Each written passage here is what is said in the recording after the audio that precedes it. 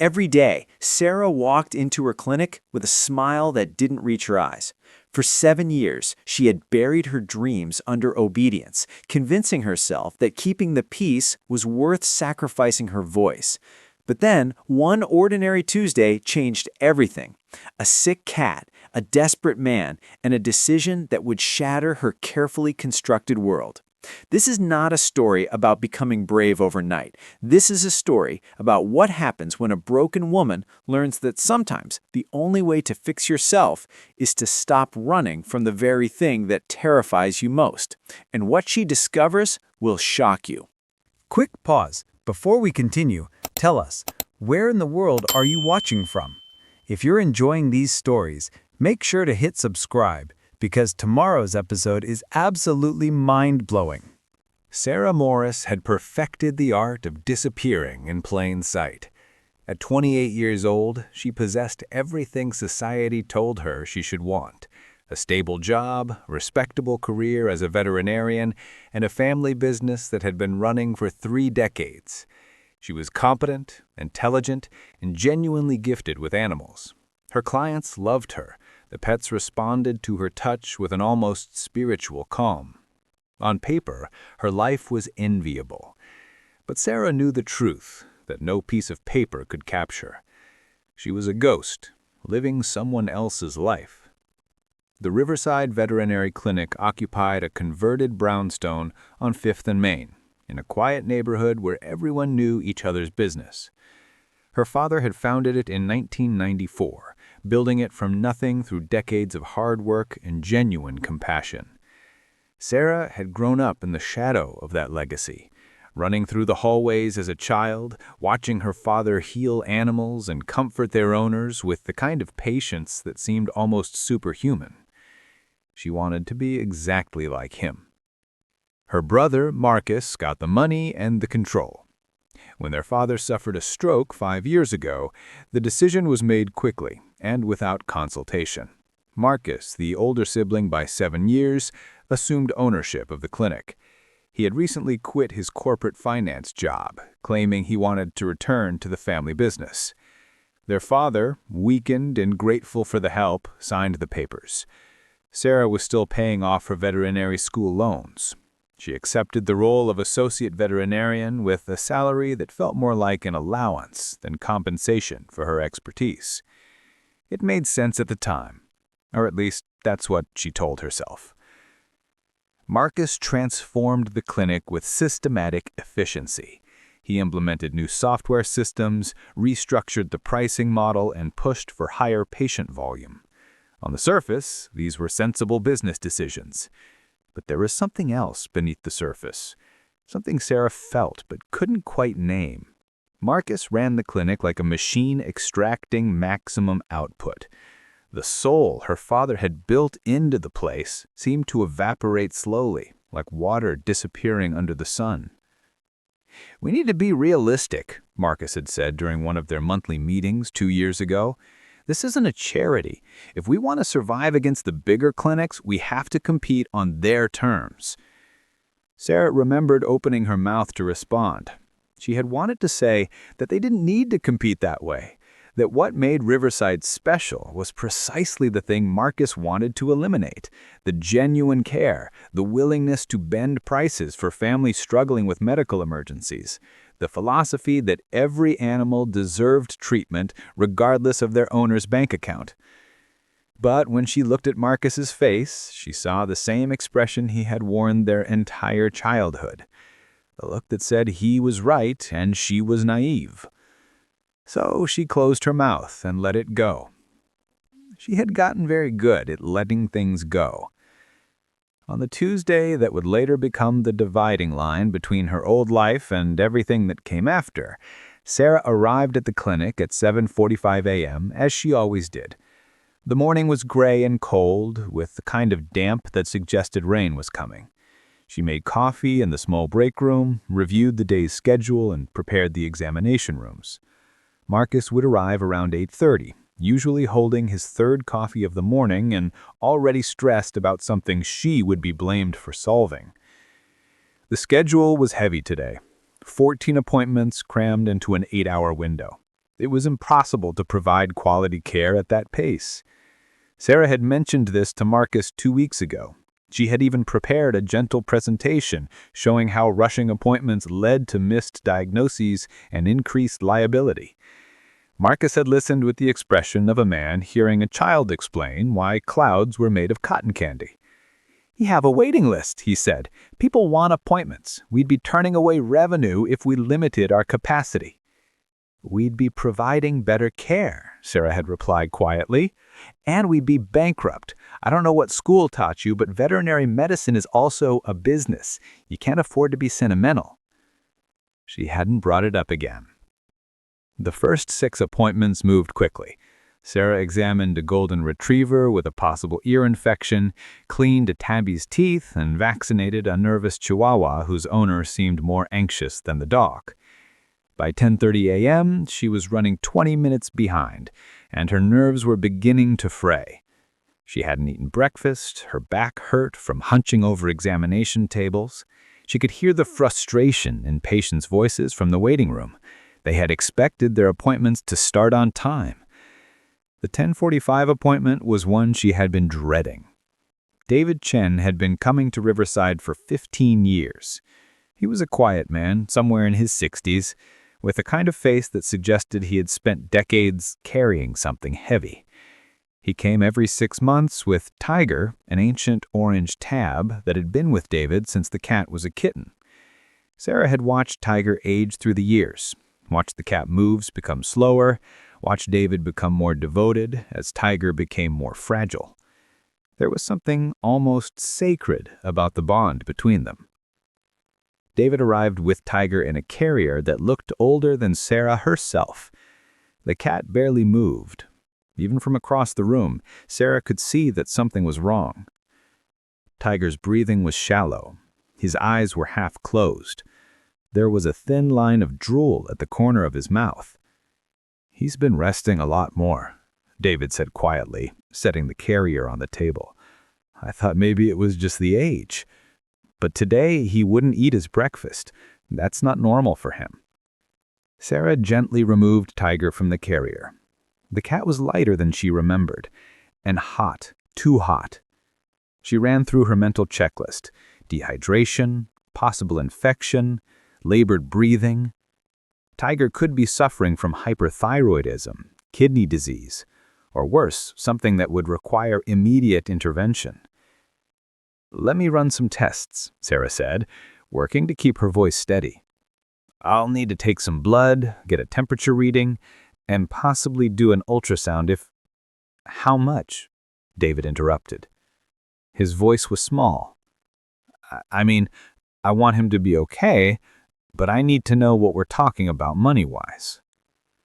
Sarah understood immediately. David's pension was modest. He lived in a small apartment. He spent almost everything he had on Tiger's care, and even that was a stretch, because she had been fielding his worried questions about costs for 15 years. She should have told him the truth. She should have said that Tiger needed a comprehensive workup, that his symptoms suggested something serious that required immediate intervention, that the longer they waited, the more likely they were to be dealing with a crisis situation instead of a manageable condition. Instead, she said, "Let me do a basic examination first. We could take it from there." It was a decision born of exhaustion and cowardice. Marcus was in his office. She could hear him on the phone, already upset about something. She knew that if she recommended the comprehensive tests, he would either refuse them as too expensive or bill David an amount that would financially devastate him.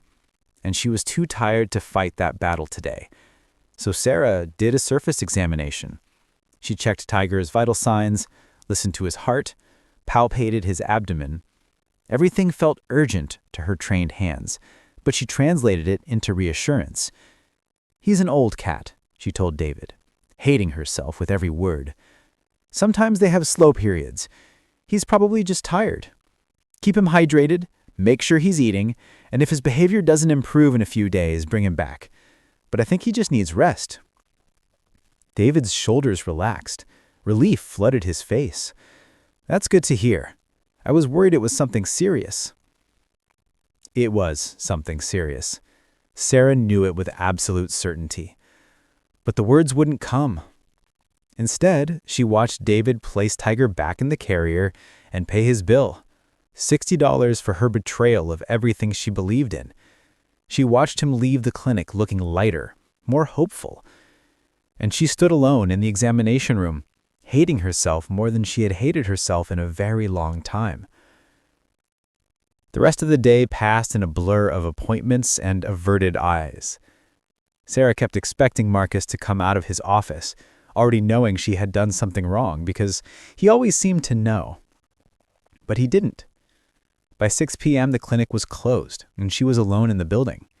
She went upstairs to her apartment, a small studio that looked exactly like what it was, a place where someone went through the motions of living, but didn't actually live. She ordered takeout, ate it standing up at her kitchen counter, and went to bed at 9 p.m. She didn't sleep. Instead, she lay in the dark and thought about Tiger. She thought about the way the cat's breathing had looked wrong, the elevated temperature, the signs that should have alarmed her, but that she had downplayed because she was too afraid of her own brother to do her job. At 2 a.m., she got out of bed and looked up Tiger's symptoms online, which was almost certainly not helping her sleep situation, but which she couldn't stop herself from doing. The results were not reassuring. Possible hyperthyroidism, possible kidney disease, possible urinary tract infection, possible infection, possible sepsis. 3 days later, David came back to the clinic. He wasn't alone. Tiger was sicker, much sicker. The cat's condition had deteriorated rapidly, and now Tiger was barely conscious, his body burning with fever, his breathing so labored that David could hear it from across the room. David looked devastated, but there was also something else in his expression. There was anger. "This isn't normal," David said, his voice shaking as he set the carrier on the examination table. "This isn't rest. He got worse, not better." Sarah felt the bottom of her stomach drop out. She knew what was coming. She deserved what was coming. She examined Tiger with the full scope of her expertise now, no longer hindered by fear or cowardice. She could feel the fever radiating through the cat's small body. His kidneys were swollen. She could feel it through the abdomen. His heart was racing, arrhythmic. This was a medical emergency. Tiger needed immediate intervention. Antibiotics, IV fluids, possibly dialysis if the kidney issue was as severe as she feared. "He has a severe infection," Sarah said quietly. "It's spread and his kidneys aren't functioning properly. He needs to be hospitalized immediately. He needs IV fluids, antibiotics, monitoring. If we don't treat this today—" "If we had treated this on Tuesday," David interrupted, his voice low and controlled in a way that was somehow worse than if he had yelled, "he wouldn't be lying here dying. I told you something was wrong. You said he just needed rest." Sarah opened her mouth, then closed it. There was nothing to say. He was absolutely right. Marcus emerged from his office, already calculating the financial opportunity. "Mr. Chen," he said, moving between Sarah and David with the smooth efficiency of a man who saw suffering as profit potential. "I understand you're concerned. Tiger will need comprehensive treatment. That's going to be expensive. We're talking a minimum of $4,000 for hospitalization, the tests, the antibiotics, possibly more depending on what we find." David's face went gray. $4,000 was more than his monthly income. Sarah watched him process the impossibility of it, watched him look at his dying cat, and watched the moment where he had to choose between his financial survival and his cat's physical survival. "I can't afford that," David said finally, his voice breaking. Maybe we should just—" He didn't finish the sentence, but Sarah understood. He was considering mercy, the only option left to a man without resources. She watched her failure, her fundamental failure of her duty, her oath, her patience, and her compassion crystallize into a moment where a beloved companion would die because she had been too afraid to do her job. Something shifted inside her. It wasn't a dramatic shift, not a movie moment of sudden enlightenment. It was quieter than that. It was the shift of someone looking at the exact consequence of her cowardice and deciding she couldn't live with it anymore. It was the moment when running away was no longer more comfortable than standing and fighting. "No," Sarah said, her voice cutting through the room like a blade. "No, that's not happening." Marcus looked at her with the expression of a man seeing a child reach above her station. "Excuse me. Tiger is getting treated. Today. Now. We're doing the comprehensive workup, the antibiotics, the fluids, everything he needs. And we're doing it at the price we can actually afford to charge, which is approximately $1,800 for the first day, and we'll figure out the rest as we go." "Sarah," Marcus said, his voice taking on the tone he used to speak to difficult patients' owners, "I understand you're concerned. Tiger will need comprehensive treatment. That's going to be expensive. We're talking a minimum of $4,000 for hospitalization, the tests, the antibiotics, possibly more depending on what we find." David's face went gray. $4,000 was more than his monthly income. Sarah watched him process the impossibility of it, watched him look at his dying cat, and watched the moment where he had to choose between his financial survival and his cat's physical survival. "I can't afford that," David said finally, his voice breaking. "Maybe we should just—" He didn't finish the sentence, but Sarah understood. He was considering mercy, the only option left to a man without resources. She watched her failure, her fundamental failure of her duty, of her oath, of her patient, and her compassion, crystallize into a moment where a beloved companion would die because she had been too afraid to do her job. Something shifted inside her. It wasn't a dramatic shift, not a movie moment of sudden enlightenment. It was quieter than that. It was the shift of someone looking at the exact consequence of her cowardice and deciding she couldn't live with it anymore.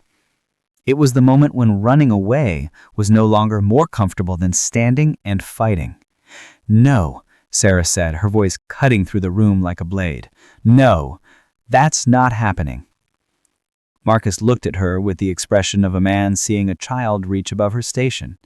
"Excuse me. Tiger is getting treated. Today. Now.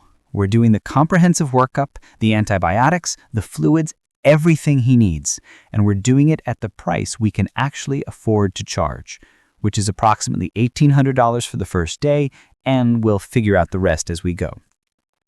"Sarah," Marcus said, his voice ticking on the tone he used to speak to difficult patients' owners, "I understand you're emotional, but you don't make pricing decisions in this clinic. I do."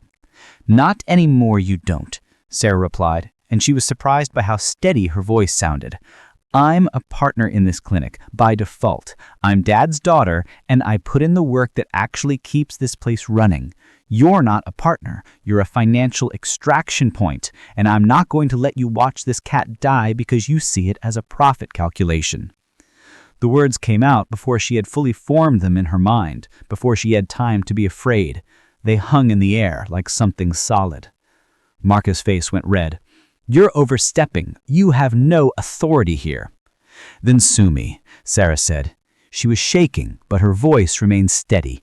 "Call the lawyers. Call Dad. But Tiger is getting treated, and if you have a problem with that, you can fire me. But then who's going to run this clinic? You? You quit your job because you were tired of the corporate world. You came back here because you needed the income from Dad's legacy.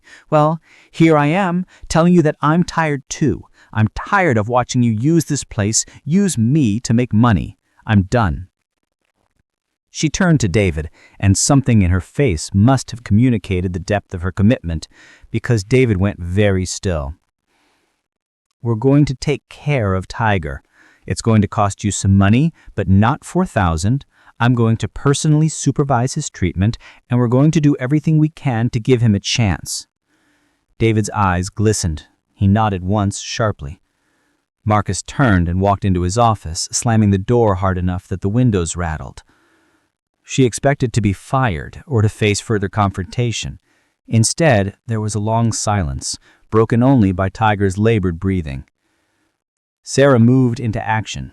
She admitted Tiger for immediate treatment. She started IV fluids, drew blood for testing, and began a course of broad-spectrum antibiotics. She worked methodically and with absolute focus, performing the medicine she loved instead of the truncated version she had been allowed to practice for so long. David sat in the waiting room for hours, watching her work through the glass window of the treatment area. She could see him there, see the way his face showed the conflict of hope and fear.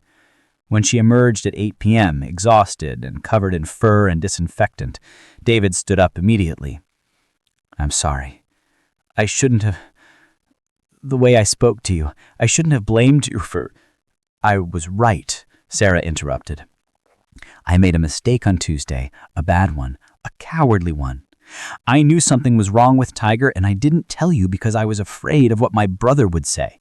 That fear cost us 3 days. It might have cost Tiger his life. I'm sorry." David studied her face for a long moment. Then he said something that would stay with Sarah for the rest of her life.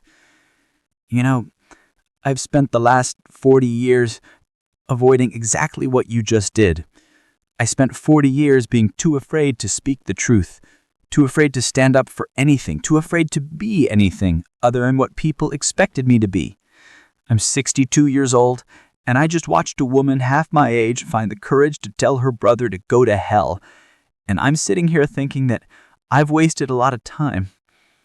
"Tiger's going to be okay," Sarah said, because she needed to say something true and hopeful. "I think he's going to be okay. Even if he isn't, you did the right thing. And that's worth something. That's worth a lot, actually." Tiger stabilized overnight. The blood work revealed severe kidney infection with early-stage kidney failure, but nothing that advanced treatment couldn't address. By the next morning, the cat was alert, eating small amounts of food and showing significant improvement. Sarah stayed at the clinic all night to monitor him, dozing in a chair next to Tiger's cage, ready to respond to any changes. Marcus didn't come to the clinic that day. Sarah found a voicemail on her phone from him, recorded at 2 a.m., saying that he was taking a few days and that she was in charge until he got back.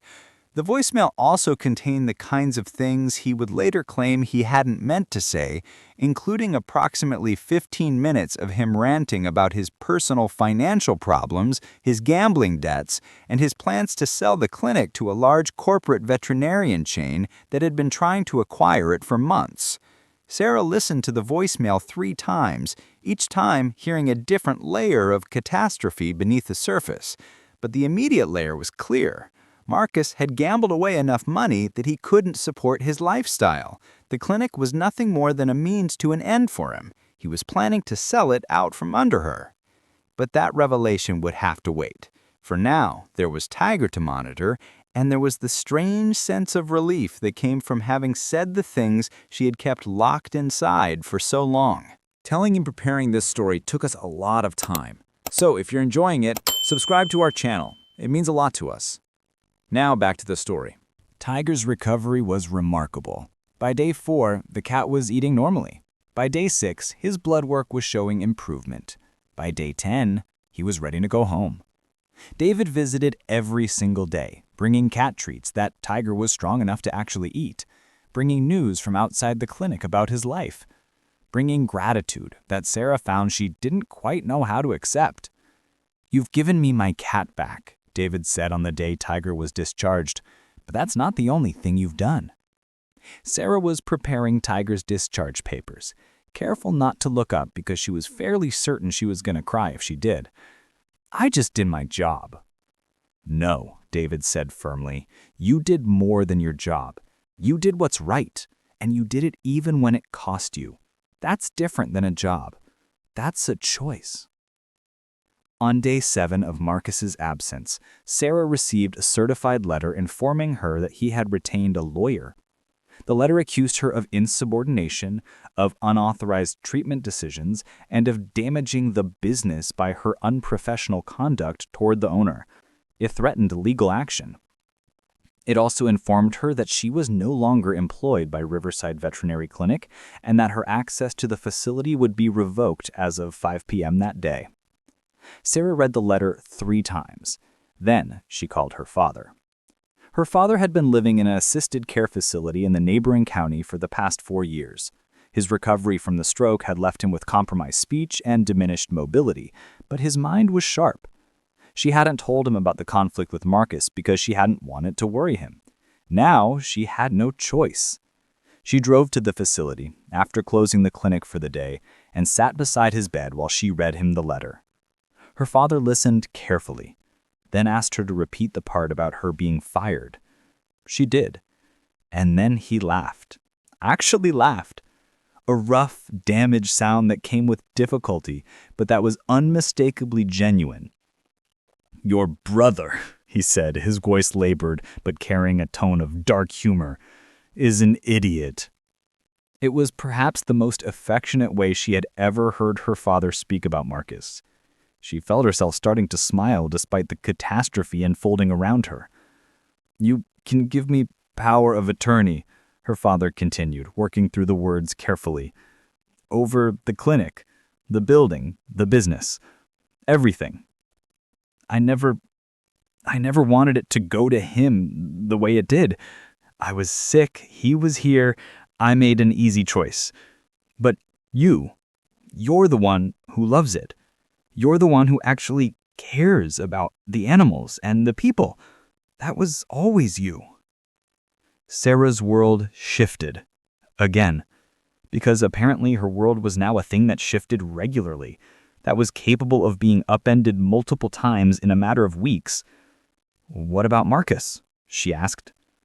"Marcus can sue me. From prison, hopefully, once the people who owe him money to sort out their business. But the clinic, that goes to you. That has to go to you. You're the only one who will do right by it." 2 weeks later, Sarah was the official owner of Riverside Veterinary Clinic. 2 weeks after that, she changed the locks and removed all of Marcus's personal items. 2 weeks after that, Marcus's lawyer sent her a letter informing her of his intention to sue and then never followed through, which suggested that Marcus's legal situation was significantly more complicated than his simple conflict with his sister. Sarah didn't look into it further. She was too busy rebuilding the clinic according to her own vision. She limited patient appointments to a manageable number per day, 9 instead of 14. She implemented a sliding scale fee structure that allowed people like David to afford quality care. She hired an additional part-time veterinarian so that she wouldn't have to choose between speed and quality. She renovated the waiting room to be more comfortable. She opened early for emergency appointments, at least for her existing clients, so that people wouldn't have to rush their animals to expensive emergency clinics when the neighborhood clinic could handle their needs. The clinic didn't become more profitable in the short term. In fact, in the first 6 months, revenue dropped by about 15%. But something else happened instead. The clinic became full. Within 2 months, she had a waiting list of 6 weeks. Clients called asking to transfer their animals to her care. Reviews started appearing on Google describing the clinic as the only vet in the city that actually treats animals like they matter. Sarah began to understand that her father had built something precious, something her brother had been efficiently destroying. David came to the clinic frequently now, though not always with Tiger. Sometimes he came alone, just to sit in the waiting room and read a book. He brought Tiger in for checkups more often than necessary, though Sarah didn't charge him each time. They had developed the kind of friendship that existed without explicit definition. Not quite colleagues, not quite best friends, something in between that allowed them to simply exist in each other's presence without needing to explain themselves. Then, one afternoon, David came to the clinic with news. He took a job, he said without preamble. He was 78% of the way through reading a novel he had been working on for 3 weeks, and he set it aside to deliver this information. The animal shelter. They needed someone to run the volunteer program. I start next week.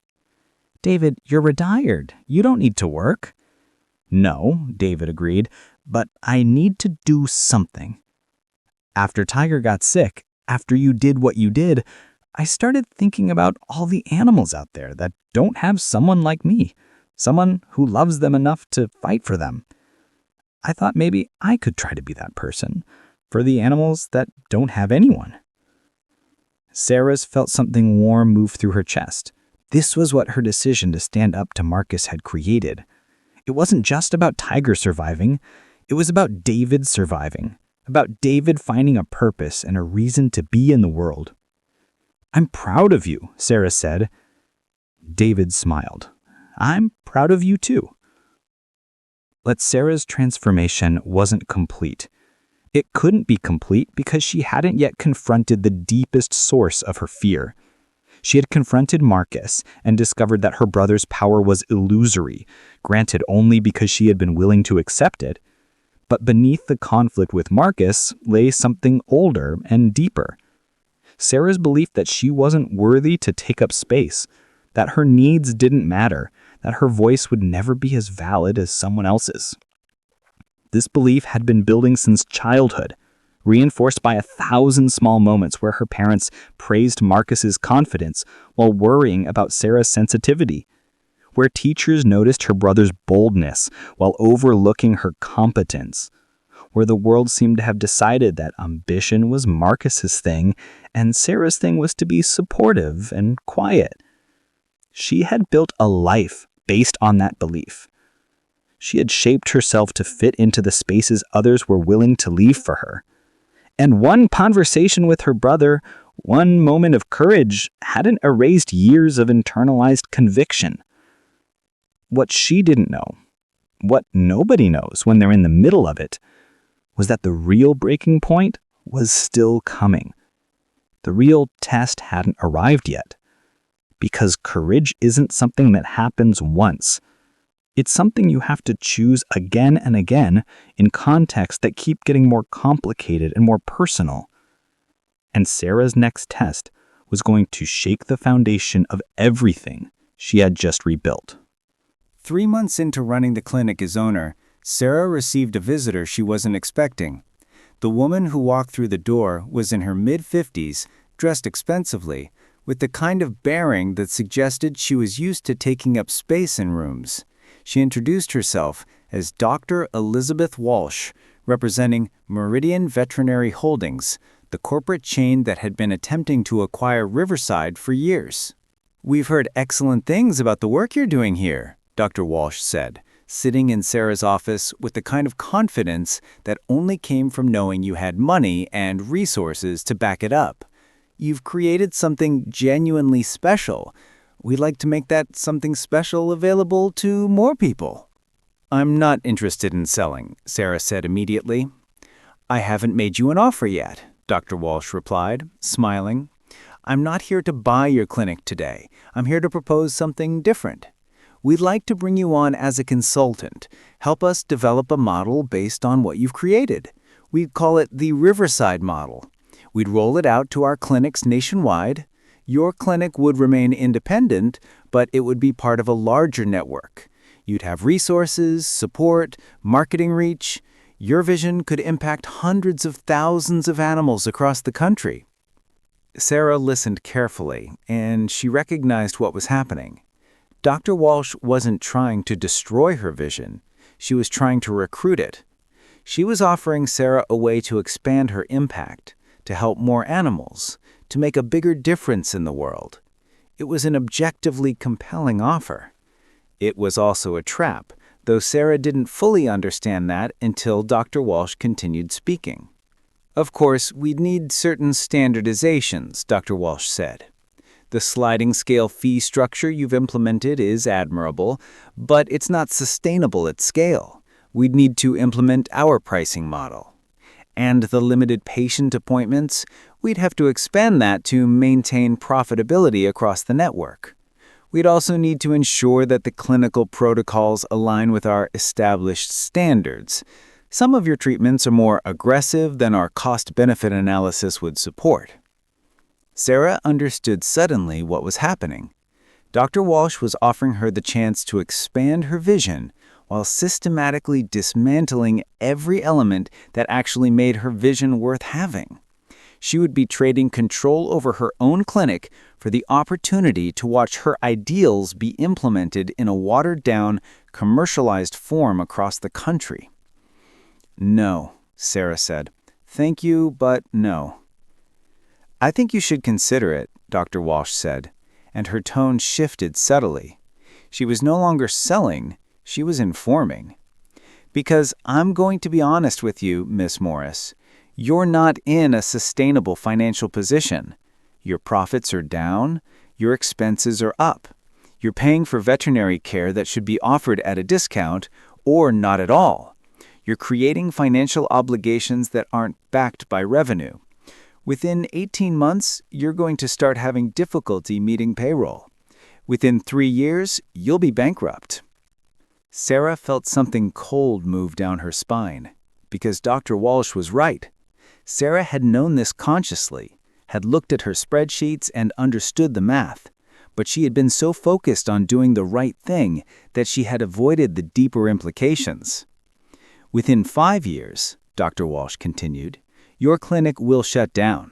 The animals you currently serve will lose access to quality veterinary care. The staff you employ will lose their jobs. And someone like me will move in, open a cheap clinic focused on volume and profit, and serve the neighborhood anyway, just worse. Or your clinic will be picked up by someone far less ethical than me, someone who will use your community connections and your reputation to prey on people who trust you. Or," she paused for effect, "you can partner with me, and you can maintain your values within a sustainable framework." Sarah listened to this entire speech, and she recognized something about Dr. Walsh that she recognized in herself. Dr. Walsh had convinced herself that what she was doing was actually good, that she was offering Sarah a reasonable compromise, and that refusing her offer was foolish and self-destructive. Dr. Walsh had internalized enough justifications that she could deliver this threat with the face of a friend offering help. "Get out of my clinic," Sarah said quietly. Dr. Walsh stood up slowly. "You'll regret this decision. When your clinic fails and your staff is unemployed, you'll regret it." "Maybe," Sarah acknowledged, "but I'll regret it as myself, making my own choices. I won't regret it as a version of me that sold out everything I believed in to pay the bills on time. That's a different kind of regret, and I've already experienced enough of that for one lifetime." After Dr. Walsh left, Sarah sat alone in her office for a long time. She looked at her spreadsheets. She did the math. Dr. Walsh was right about the trajectory. If Sarah continued operating the clinic according to her values, she would bankrupt within the projected timeline. It wasn't a matter of if, it was a matter of when. She was facing a choice. She could compromise her values and achieve financial stability, or she could maintain her values and accept the likelihood of financial catastrophe. There was no third option that allowed her to have both. Sarah thought about David, volunteering at the shelter because he had found a reason to exist that transcended comfort and self-preservation. She thought about Tiger, alive because she had chosen to defy her brother, even though it had threatened her job. She thought about her father, who had built something beautiful and meaningful instead of maximizing for profit. She thought about her younger self, 7 years ago, walking into this clinic for the first time as an associate veterinarian. That version of Sarah wanted to help animals. That version of Sarah believed that compassion and integrity were features, not bugs. That version of Sarah was willing to work for less money because she believed the work itself was valuable. She made a phone call. Within 6 months, Sarah had transformed Riverside Veterinary Clinic into a nonprofit organization. She worked with accountants and lawyers to restructure the business model so that revenue was reinvested into the clinic rather than extracted as profit. She reached out to local animal welfare organizations and proposed a partnership. If they could refer difficult cases where owners couldn't afford treatment, Sarah would provide that treatment at cost. She set up a donation platform where people who could afford to pay more could fund the care of people who couldn't afford to pay at all. The first month, 3 people donated. The second month, 15. By month 4, she had received enough donations to expand the clinic's capacity and to hire another full-time veterinarian. By month 6, she had received enough to implement a complete renovation of the facility and to establish an emergency fund for unexpected expenses. What Sarah discovered was that people actually wanted to support what she was building. They were hungry for places where integrity and compassion were features, not bugs. They were willing to pay for the privilege of being part of something meaningful. It turned out that there was a market for Sarah's values. She just had to be willing to ask for it openly, rather than pretending that the market only worked according to Dr. Walsh's model. The clinic became even busier. Within a year, Sarah had to bring on 2 additional part-time veterinarians. She opened a small surgical suite specifically for animals whose owners couldn't afford standard surgical fees. She started a volunteer program where retired veterinarians could come in and mentor students, could practice advanced procedures in a low-pressure environment, could remain engaged with their profession after retirement. David brought a group of teenagers from the shelter to volunteer at the clinic, and they were taught the basics of animal care. One of them, a 16-year-old named Marcus, different Marcus, which pleased Sarah on a petty level, discovered that he wanted to become a veterinarian. Sarah started a mentorship program that would allow him and others like him to get direct experience in a clinical setting. One afternoon, nearly a year after her confrontation with her brother, Sarah was seeing the afternoon appointments when David appeared in the doorway of her examination room. He had Tiger with him, as he often did, but Tiger didn't need an examination.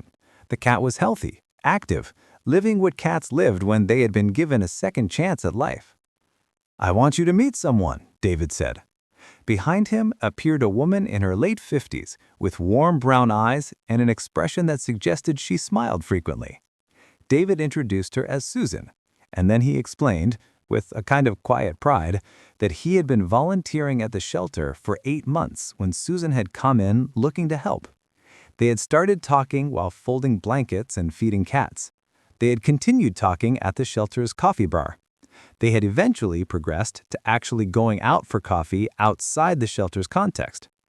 They had, in other words, been given a second life because David had been given a first one. "He talks about you constantly," Susan said to Sarah, "about how you did the right thing when it would have been easier not to. He said it changed how he saw himself, and apparently that made him visible to me in a way he wasn't before." After they left, Tiger purring contentedly in David's arms, Sarah stood alone in the examination room, feeling something she hadn't felt in a long time: genuine peace. Not the absence of struggle or uncertainty, but something deeper, the sense of being aligned with her own values, of having made choices that reflected who she actually was, rather than who she thought she should be. 18 months after the day Tiger nearly died, Sarah stood in the courtyard of Riverside Veterinary Clinic and looked at the expansion they had just completed. The new wing housed 2 additional examination rooms, an advanced surgical suite, and a recovery room designed specifically for anxious animals. The walls were painted in soft, calming colors. The lighting mimicked natural sunlight. There were windows where animals could see outside, where they could experience stimulation beyond the trauma of being in a medical facility. It had cost more than she had expected. The nonprofit model meant that every dollar had to be justified, had to be explained to donors and board members who were rightfully protective of resources given in good faith. But it had happened. The vision had expanded from her mind into physical reality. Her assistant, a young veterinarian named James, who had graduated top of his class but couldn't find work because he was disabled and employers were biased against hiring him, was seeing patients in one of the new examination rooms. He was exceptional, kind, thorough, genuinely talented. He had been unemployed for 8 months before Sarah had hired him. Now he was changing the lives of animals and their owners every single day. Sarah's phone buzzed, a text from her father. "Proud of you." He sent the same text every few weeks, almost like a ritual. It took him significant effort to type on his phone. His fine motor control had never fully returned from the stroke, but he sent it anyway, because he wanted her to know. She texted back, "Learn from the best." Her father had been admitted to hospice 2 weeks ago. The doctor said he had maybe a month, maybe less. Sarah visited him daily after work, sitting beside his bed and talking about the clinic, about David and Susan, about James, about the teenage volunteers who were discovering their passions. Her father listened with an intensity that suggested every word mattered to him, because the time for receiving words was running out. On what turned out to be their last conversation, her father had taken her hand with surprising strength and said, "You fixed it. What Marcus broke, you fixed." He didn't break it. He was just occupying it. "I fixed it by taking it back." Same thing, her father had said. You took back what was yours. Sarah had thought about that conversation frequently since then. Her clinic, her voice, her values, her life. What did it mean to take back what was yours when what you were taking back from was yourself? She had spent 7 years disagreeing with her brother's vision for the clinic, but not disagreeing openly. She had spent 7 years believing that keeping the peace was more important than speaking the truth. She had spent 7 years slowly disappearing under the weight of choices not to be herself. Taking it back meant something very specific. It meant accepting that the peace she had been keeping wasn't actually peace. It was the absence of conflict paired with the presence of internal warfare. It meant understanding that speaking the truth was a form of respect, both for herself and for others, even when the truth was uncomfortable. It meant choosing to be fully present in her own life, instead of haunting it like a ghost. The real transformation, Sarah had come to understand, wasn't about the clinic or about standing up to her brother or about building something new. Those were expressions of the transformation. But the actual transformation was internal. It was the moment she had decided that her voice mattered, that her values mattered, that her presence in the world was worth more than the comfort of being invisible. And the proof of that transformation wasn't in the accomplishments or the accolades or the recognition. The proof was in the daily practice of choosing herself, of staying aligned with her values, even when it would have been easier not to. Every morning, Sarah came to the clinic and was faced with choices. She could cut corners to reduce expenses. She could turn away difficult cases that couldn't afford treatment. She could treat animals as inventory instead of as individuals. She could optimize for profit instead of purpose. She could be Dr. Walsh's version of responsible, the version that looked at spreadsheets and made decisions based on what would survive. Every day, Sarah chose differently, and that daily choice was the only thing that actually mattered. One afternoon, about a month after her father's death, Sarah was closing the clinic when someone knocked on the door. She was about to say they were closed when she recognized who it was. Marcus. He looked diminished. He had aged a decade in the year and a half since he'd last seen him. His hands shook as he stood in the doorway. He didn't have the predatory confidence that had defined him before. He looked like a man who had lost everything and was only beginning to understand the magnitude of that loss. "I need help," Marcus said simply. Sarah invited him in. She didn't hug him. She didn't pretend that the past hadn't happened. But she listened while her brother explained that his gambling debts had finally come due in ways he couldn't ignore, that he was facing serious legal consequences, that his marriage had ended, and that he had nowhere to go. She didn't fix his problems. That wasn't her responsibility. But she gave him the name of a therapist who specialized in addiction, the number of a lawyer who did pro bono work, and the address of a shelter that could provide temporary housing. She also gave him $500 in cash, which he took with shaking hands. "Why? Why would you help me after what I did?" She considered the question carefully before answering. "Because being a good person isn't conditional on whether the other person deserves it. And because I learned from you what happens when you spend your life trying to extract value from situations instead of trying to add value to them. I don't want to be like that. But I also don't want to be someone who punishes you for your mistakes by withdrawing kindness. So I'm helping you because I'm choosing to be someone who helps. That's it." Marcus left the clinic, and Sarah didn't know if he would take the advice she had given or if he would spiral further. That wasn't her responsibility to control or monitor. Her responsibility was to act with integrity regardless of the outcome. The universe would take care of itself. Marcus would find his way, or he wouldn't, but that was now his work to do. The thing nobody tells you about transformation is that it's not a destination. There's no moment where you are suddenly brave and never afraid again. There is no moment where you are suddenly secure and never doubt yourself again. Transformation is a practice. It's a choice you make again and again in contexts that keep getting more complicated and more subtle and more challenging. Sarah had stood up to her brother, and that had been brave. She had transformed her clinic, and that had been meaningful. She had built something from nothing, and that had been satisfactory. But the real transformation was happening in the invisible moments, in the choice to stay true to her values when everyone was telling her it was impractical, in the choice to speak kindly to Marcus when she had every reason to hate him, in the choice to believe that her presence in the world actually mattered. This is the story that most people never tell. This is the story about what happens after the dramatic moment, after the confrontation with the brother, after the transformation of the business. This is the story about what it actually costs to live with integrity. And it costs more than money. It costs comfort. It costs certainty. It costs the luxury of being able to blame external circumstances for your choices. But the rewards are immeasurable. They are measured in animals who get a second chance at life. They are measured in David, who went from existing to actually living. They are measured in teenagers who discover their purpose. They are measured in James, who gets to use his gifts instead of being warehoused by a system that fears disability. They are measured in a small clinic in a quiet neighborhood that stands as proof that another way is possible.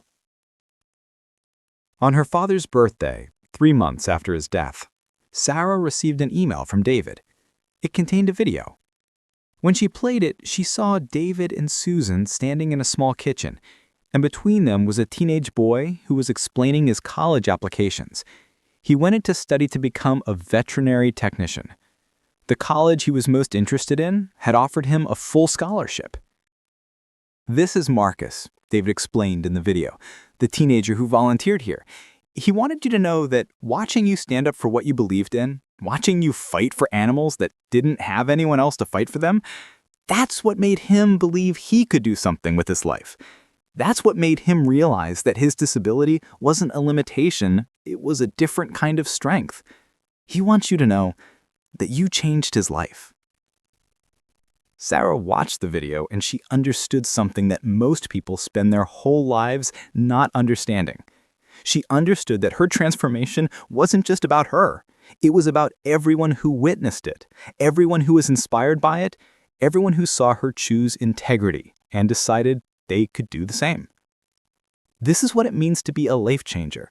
It's not about being famous or powerful or exceptional. It's about being willing to be yourself in a world that constantly asks you to be someone else.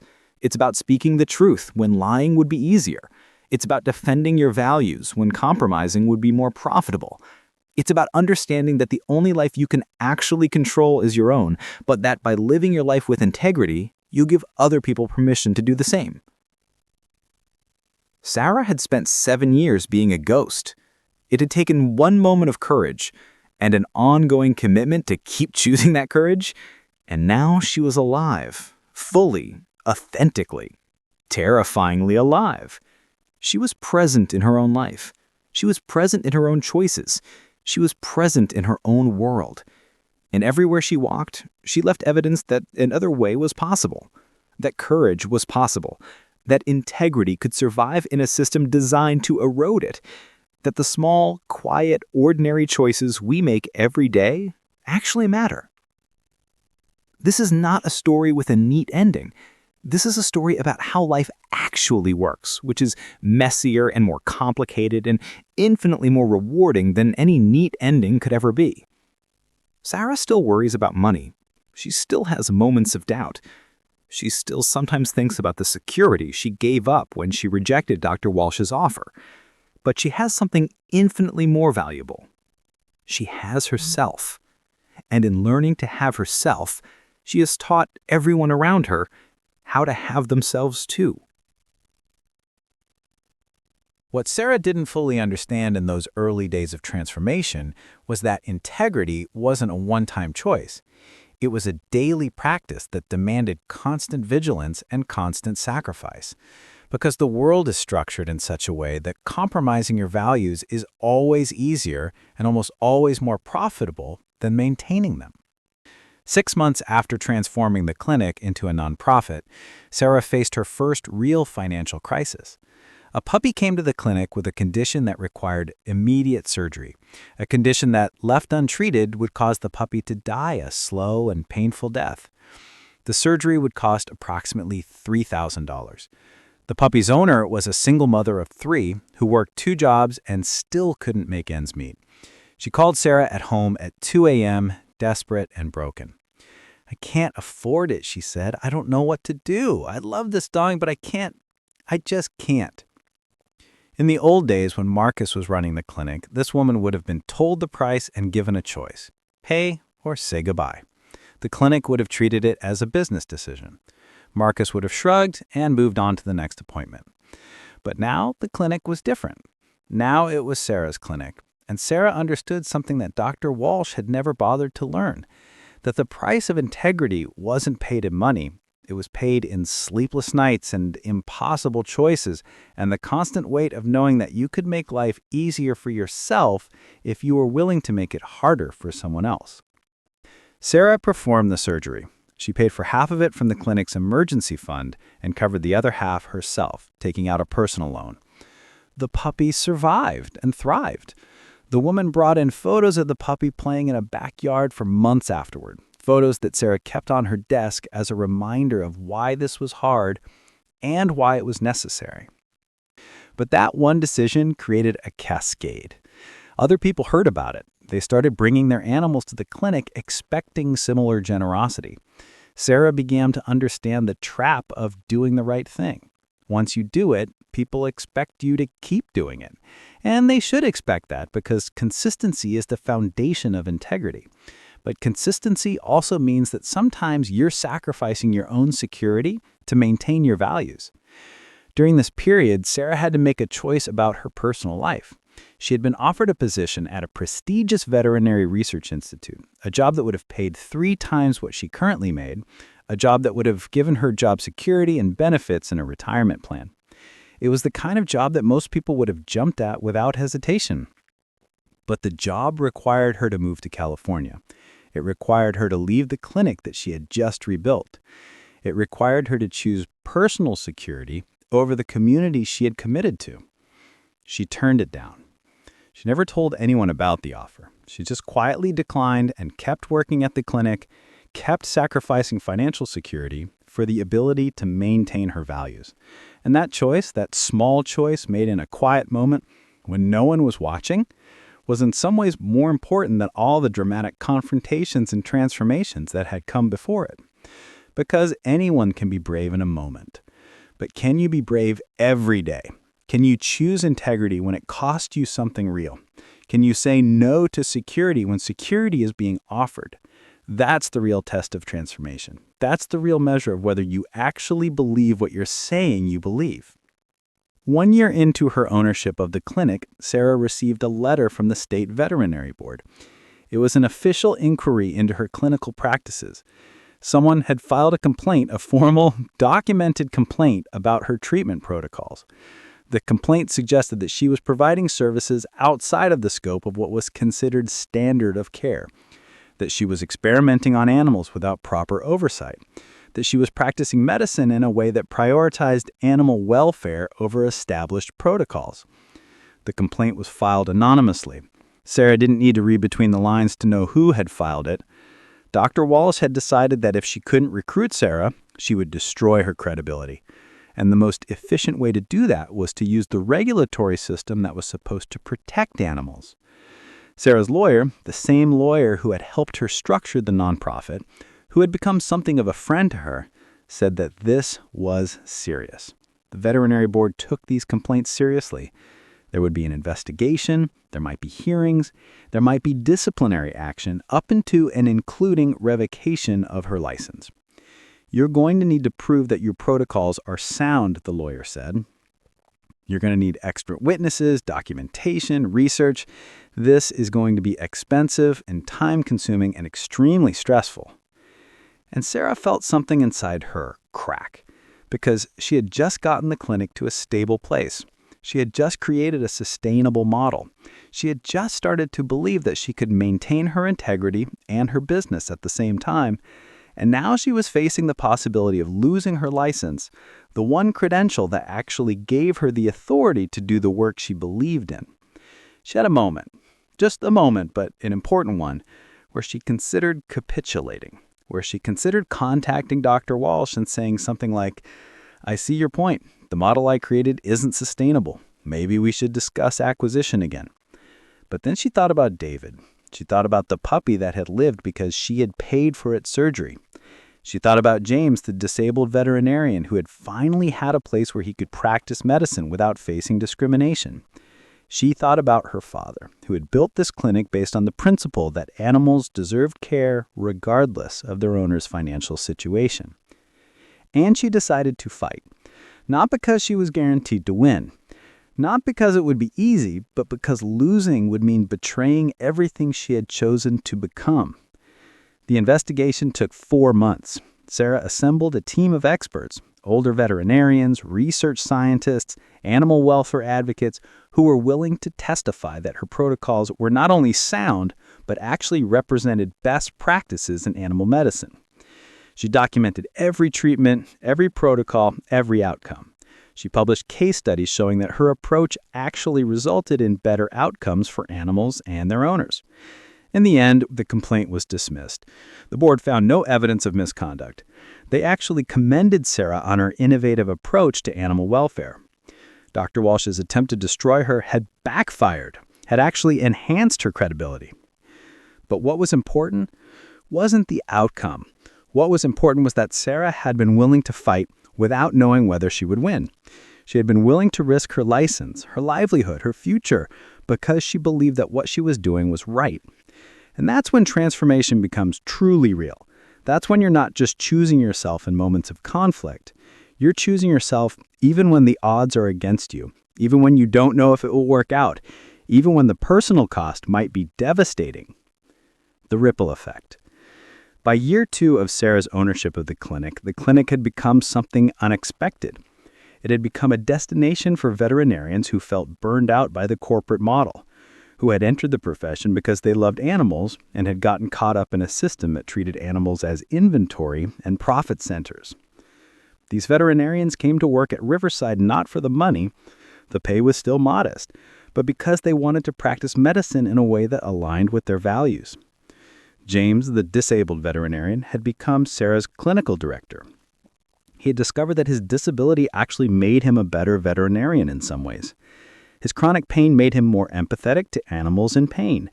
His experience navigating a world not designed for him made him more patient with anxious animals and frustrated owners.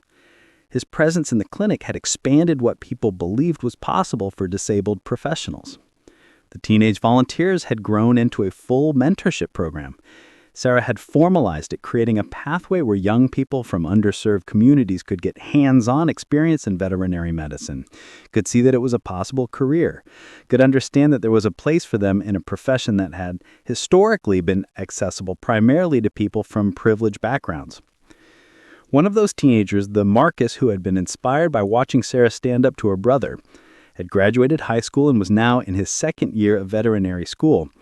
He worked at the clinic part-time, and Sarah watched him with the knowledge that she had played a role in his trajectory. She had shown him courage was possible. She had shown him that you could maintain your values. She had shown him that being different, being disabled, being from the wrong background didn't disqualify you from meaningful work. David had become something like a co-founder of the shelter's volunteer program. His partnership with Susan had stabilized him in ways that went deeper than just romantic companionship. They had created a life together that was rooted in purpose and meaning. They had transformed a shelter that was previously struggling into a thriving organization that was actually saving lives instead of just processing animals through the system. And David frequently brought people to the clinic to meet Sarah. He would tell them the story of how a young veterinarian had stood up to her brother, how she had risked everything for the principle of doing right by an animal, how that one moment of courage had changed the trajectory of his entire life. He had become, in essence, Sarah's ambassador, a living, breathing example of how one person's transformation could create ripples that extended far beyond anything that person could ever have anticipated. Up next, 2 more incredible stories are waiting for you right on your screen.